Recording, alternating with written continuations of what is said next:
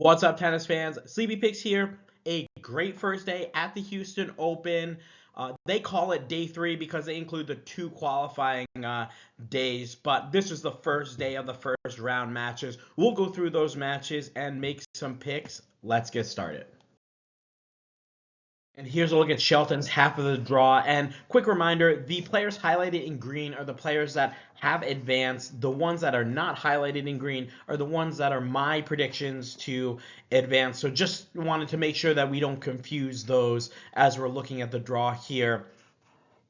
First match we're going to talk about is Shelton and Zhang. And Zhang having a nice win over Pennington Jones. Pennington Jones getting through the qualifying. And we know he's got a pretty big game. He likes to step in and dictate. And I'm sure in the qualifying he was able to find success being inside the court. But today he was not finding that success at all. Zhang just dominating with his spin, with his speed, being able to move Pennington Jones around so he wasn't getting comfortable stepping inside the court. And Pennington Jones a little bit out of sorts today. You know, he was slamming his racket, yelling at his coaches.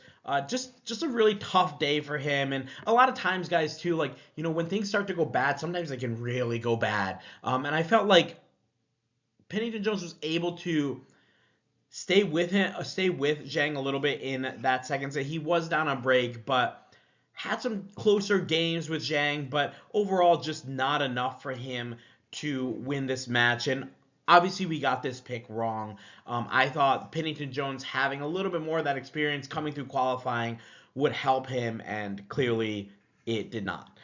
Now looking at Shelton and Zhang, important to note, Shelton hasn't played a clay court match this year. Obviously, he's been following the tour schedule, you know, outdoor hard courts, indoor hard courts, back to the outdoor hard courts. So no clay yet. And Zhang only with this one match on the clay against Pennington Jones. I do want to mention the Shevchenko loss for Ben Shelton, and I think a match like that is really going to motivate him because he played good tennis in that match. He just wasn't able to get through it. You know, Shevchenko played a lot of the bigger points a little bit better. Ben missed a couple of like key points in some of those tie breaks. And I just think that, you know, Shelton lost that match on the 21st of March. We're now looking about 10 days later. He's been stewing over this. I'm sure he can't wait to get back on the court and compete. I think he's going to come in extremely motivated here. Obviously, we know clay's not really his best surface. 7-5 on the clay last year. 8-4 on the clay the year before, 4-8 on the clay in 2023. So it's not his best surface. He doesn't play a lot of matches on that surface. But I do think he's going to be extremely motivated to play Zhang. Now, looking at their head-to-head, it is 1-1 for these two guys. And Shelton able to win in 2023 in the Australian Open. And this was the first round. This was an extremely tough 5-set match. Shelton able to win 4-6, 6-3, 6-2, 2-6, 7-6. And some opportunities in that match, I'm sure, for Zhang to win it. And then we had the revenge for Zhang in Rome in 2024. He plays him on the clay and beats Shelton 6-2, 6-4 in the third round. So obviously, you know, a little bit nervous here given that Zhang has a head-to-head. He has a clay court prowess. He has a match under his belt. But I gotta go with Shelton here. I like that motivation factor for him. I really think he's gonna come out like on fire. I think he's gonna want to win this tournament and jumpstart a clay season. You know, his hardcourt season obviously not that bad. Quarterfinals in the Australian Open, won at Dallas, lost in the third round to Learn Tien. He was sick that day. You know, he's kind of like moping around, moving slow. So I don't know how much you can weigh into that. And then a tough loss to Shevchenko. Shevchenko is probably the only real loss that I see is like something is a loss that, you know, that's a real questionable loss there. And I think after he loses those types of matches, he comes back even stronger. So I'm going to pick Shelton here. I think it's going to be 3 sets here. I think Zhang's going to be able to kind of frustrate him a little bit, and maybe Shelton comes out with the movement a little bit questionable. So I'm going to go with Shelton to win in 3 sets. And our next match is Tirante taking on McDonald. And, honestly, I don't know which guy I was more impressed with. Obviously, Tirante playing Colton Smith, like that's not as big of a win as McDonald over Brooksby. Brooksby, the defending champion here in Houston, goes out early. Not going to be great for those rankings points for Brooksby. I don't think he's concerned about that at all. I think he's going to be a little bit more concerned with the fact that he went out in straight sets to Mackenzie McDonald. Let's talk about that match first. Mackenzie McDonald playing a great 2 sets of tennis. He was moving so much better. And guys, I really think, when we're going into a lot of these clay court matches, we got to look out for comfort and discomfort. There's going to be a lot of guys that are going to start out a little bit uncomfortable on the clay. They got to find their footing. They got to play 2, 3, 4 matches to really get comfortable moving on the clay. And then we're going to have guys that kind of just like the minute they feel the clay under their feet, they start moving so much better. They start playing so much better. And I don't know if I would say that's Mackie McDonald, but it's definitely the case for Tirante. Like, he looked great. But talking about that McDonald-Brooksby match, Mackenzie McDonald just not giving Brooksby any chances to play his first strike tennis. And we know that Brooksby likes to do like serve +1, kind of playing a little bit. He does like to play a little bit defensive, but here on the clay, we saw he was trying to be the aggressor. He has more time here. The problem is McDonald had him so far back on the baseline, so many points where Brooksby's playing so much defense and not able to turn it back into offense. That really was the struggle for him there. Just a really nice match from McDonald, just to be able to move Brooksby around, come into net, play the aggressor. We saw, like, if you look at the differential between where they were standing on the baseline, you had McDonald, who was right up on the baseline, if not inside the baseline, dictating. And then you had Brooksby, who was, like, probably 10 feet behind the baseline, trying to get some of these McDonald shots back. The other thing that I really loved about McDonald is you could see him sliding into his shots. Like, playing defense came a little bit simpler for him than it did for Brooksby. Looking at the Colton Smith-Tirante match, there isn't really much to talk about here. Tirante just looked great. I mean, you talk about a guy who able to get to the second round of Miami, losing to Cerundolo, and not even getting out of qualifying at Indian Wells. The minute he comes back here, feels the clay under his feet, he's moving amazing. He's got his heavy spin that he's able to use to push Colton Smith back. He's able to step inside and dictate, and he just looks way more like grinded out than Colton Smith did. Colton Smith tried to impose his heavier attack game, but just no success there. Tirante, great defender, and then also a great player at moving inside the court and just playing some offense, getting it in net, hitting his volleys. I was extremely impressed by Tirante. Let's talk about this matchup here. No record head-to-head for these guys. And obviously, in my opinion, I think McDonald had the better win. Tirante, though, does have that 4-2 record on the clay. We talked about him getting out to the quarterfinals of Rio, losing to Tabilo in the Chile Open. He's played some tough matches on the clay. I can't pick against Tirante. I can't pick McDonald. This is a guy who, up until today, had only one win in the last 3 years on clay. 0-6 in 2023, 0-4 in 2024, 1-4 in 2025. Now he's got one win. He's got a winning record. He's 1-0 in 2026. But I can't pick him to be a guy that is such a top-notch clay courter like Tirante. So I'm going to pick Tirante here to advance. I think it's going to be straight sets. I think it's going to be very straightforward. And honestly, even if Brooksby advanced over McDonald, I'd probably still be picking Tirante. I thought he was very impressive today. The way he moved, the way he played. I'm gonna pick him to advance, and watch out for that Ben Shelton quarterfinal. That's gonna be a tough match for Ben if he's able to get through his match. But give me Tirante in straight sets. And here's a look at Shelton's half of the draw with our quarterfinal picks already. We don't even have some guys through the round of 32 yet. That Shelton Tirante match would be must-watch TV. It's going to be Shelton, a not comfortable clay quarter, against Tirante, a very grizzled clay quarter. And I can't wait to watch a match like that. Looking on the other side of the draw, even if Shelton's able to get through that, he's gonna have to deal with Lerner Tien, Brandon Nakashima, or even Bert Chaga, who's another great clay quarter. So not an easy draw here for Ben Shelton, but at the same time, if he's able to get through these and get to the finals, he's going to have some really nice clay court wins under his belt, and that's going to give him a lot of confidence going into the European circuit for the clay. But let's take a look at the next part of the draw. And here's a look at Tiafoe's half of the draw. Kind of curious what the thought process is, why they didn't play Echeverry today.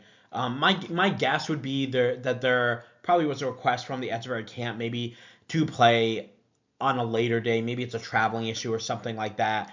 Because it does technically put the opponent at a little bit of disadvantage. If Echeverry has a tough three-setter against Gomez, he might have to turn around and play another match the next day. So that might be a little bit of a disadvantage. We'll have to look out for that. But we can't really talk about that matchup just yet. But let's talk quickly about the Bolt and Wu match. Now, I wasn't able to get eyes on this match because I'm not sure if it was streamed or not. I couldn't find anything on it on the replays. So, and not really complaining. I got to give Tennis Channel a lot of credit, and Tennis TV.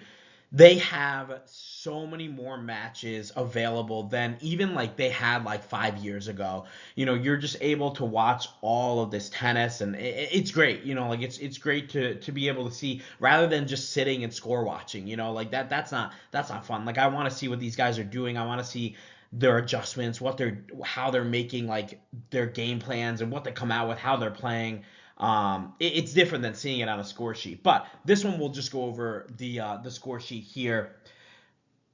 One big thing to note is that Wu had to break the entire first set, served for that set, and got broken for Bolt to make it 5-all. Then Wu gets into the breaker, and he has a 5-2 lead, a 5-1 lead.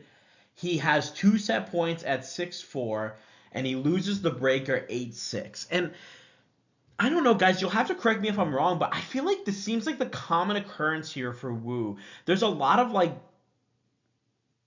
times where he's up a break, and it seems like a convincing match for him, and then he lets it slip, or he's up in a breaker, and he lets that slip by. So we gotta keep that in the back of our heads when we're looking at picking Wu to win matches. I mean, this is against Bolt, and Alex Bolt isn't really, he's not that great of a player. It's not like he's like dropping these to like Djokovic or something. Then we would say, okay, that's a little bit excusable.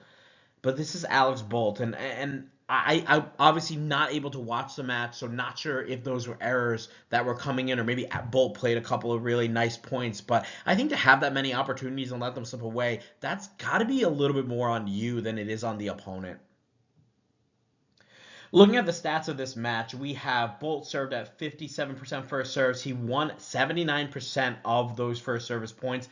That is huge, especially when you're looking at a 7-6 set. For him to win 79% of those points, that's extremely important.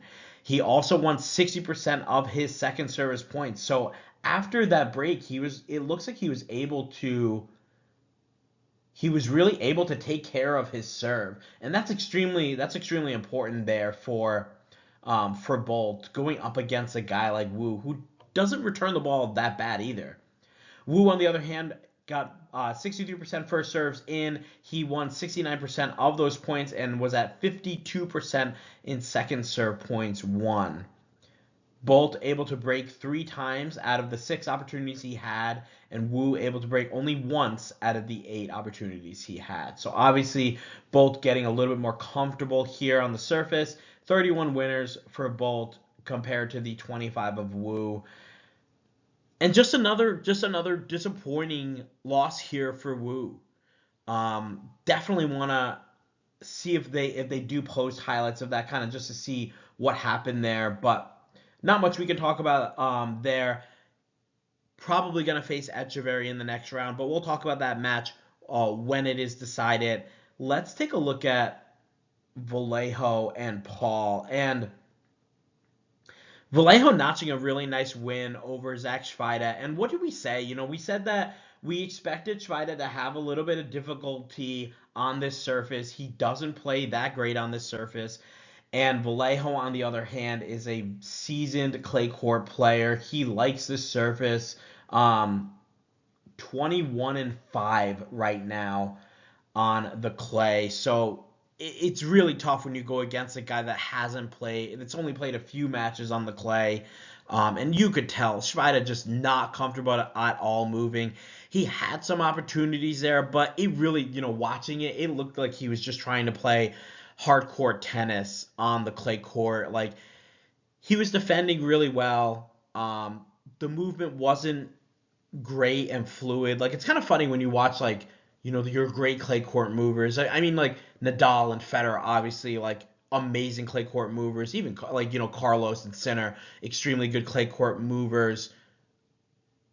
And you can always tell, the guys that are uncomfortable on the clay. And Schweida definitely did not look comfortable on the surface here.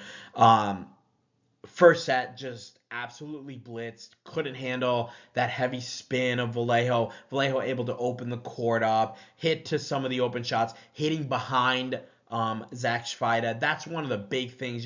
If you're able to hit behind a guy that's not comfortable moving on the surface, you'll see them kind of slip a little bit or not be able to get back to that shot. So Vallejo really able to expose the movement of Schweida. And he advances 6-1, 6-4 to take on Tommy Paul. And it's kind of funny, guys. I keep refreshing the draw because I have this strange feeling that Tommy Paul is going to withdraw. But, I think maybe it's too late for him to do that. I don't know. I just have this weird feeling that he's going to withdraw. That match against Arthur Fils, I think, took a lot out of him. And I don't know how much, that was a week ago, 5 days ago. And I don't know how much time you need mentally to recover from a match like that, but that was a extremely difficult match, and he had Tommy Paul with tons of opportunities to close that match out, not able to convert. He's able to snatch a victory and move on to the semifinals. So I'll be interested to see the Tommy Paul that we get here. Is he going to be hungry? Is he going to be angry? Is he going to want to get a big win here? Or is he going to be a little bit more frustrated, that, hey, like, things didn't really go my way in Miami, and now all of a sudden Vallejo comes in with his heavy spin, and he's pushing me around. But Tommy Paul's got a great head on his shoulders, so I expect him to come out and be focused. And we know Tommy Paul does like the clay. Looking at his 2024, 10-4 on the clay, 2025, 12-4 on the clay, and it's showing him 1-0 on the clay here. I assume that's got to be a Davis Cup match somewhere. Let's see. Yes, he played Piros of Hungary, it looks like, and beat him 7-6, 6-3. So already 1-0 on the clay. This is a tough first match for Tommy Paul, though. Vallejo is very tricky. Obviously, Vallejo, more of a challenger level player. He's going to have to contend with the all-around game of Tommy Paul. We know Tommy's going to be dictating some of these points. He's going to be coming in. He's going to be using that full arsenal that he has. So it'll be much more difficult for Vallejo than against a Zach Schweida. But I do expect him to give some resistance to Tommy Paul. I'm going to go with Tommy Paul to win this. I think it's going to be 3 sets. I don't see it being straights. I'm interested to see kind of the mentality of Tommy Paul coming off that Arthur Feast loss, a match that he basically felt like he had won. And honestly, that third set, I felt like Tommy Paul played the better set. And Feast just able to win some of those bigger points at the end in that breaker to steal the match from Paul. So I'll be really interested to see how he comes out here. I think Tommy Paul's going to have a little bit too much game for Vallejo. I just want to take a look at some of Vallejo's losses in some of these bigger events. So in the Chile Open, he lost 7-5, 6-3 to Emilio Nava, and in the Rio Open, he lost to Monteiro 6-4, 6-1 in the qualifiers.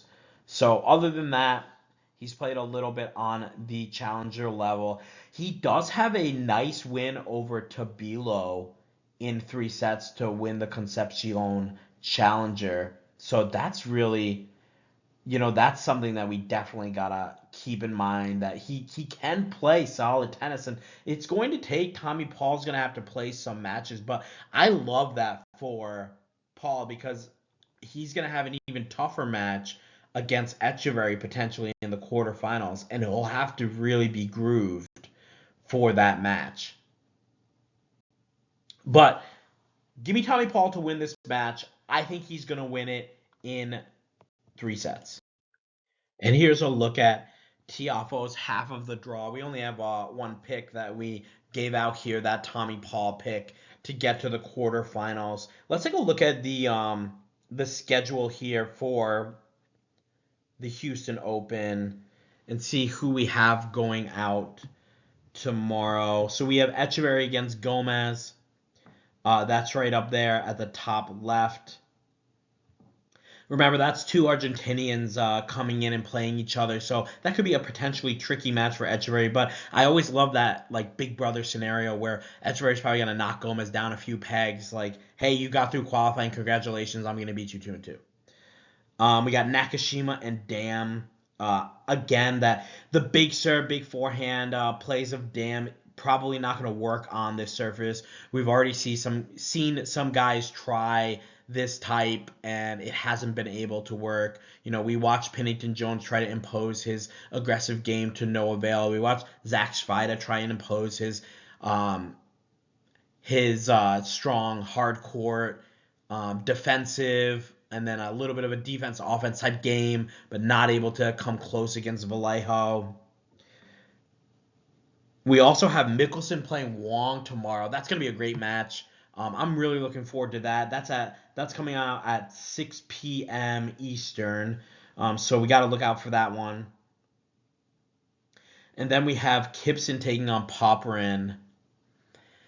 And that should also be a pretty interesting match. I think Gibson should be able to get through that match. Alexei Popyrin, just with that big serve, doesn't have great results on the clay, so I don't know if I would really expect him to provide a lot of resistance. But Gibson's had some questionable losses as well, so he needs to find that consistency to be able to get a nice win here against Popyrin. We have Basaveretti playing Draxel. That's going to be a great match. Big opportunity for both those guys. Basaveretti kind of back on the challenger level, and he's not even doing great there. So winning a round in a 250 is definitely going to help him. And then the final one that we have, this is on one of the outer courts. I'm not sure we're going to be able to get eyes on it. Kova and Hijikata. Gosh, I hope we can get eyes on that. That's a good match, too. I mean, you got Hijikata, who made a nice little run at Indian Wells, and then Kova with that new Tiafoe, the old Tiafoe coaching staff, now behind Kova.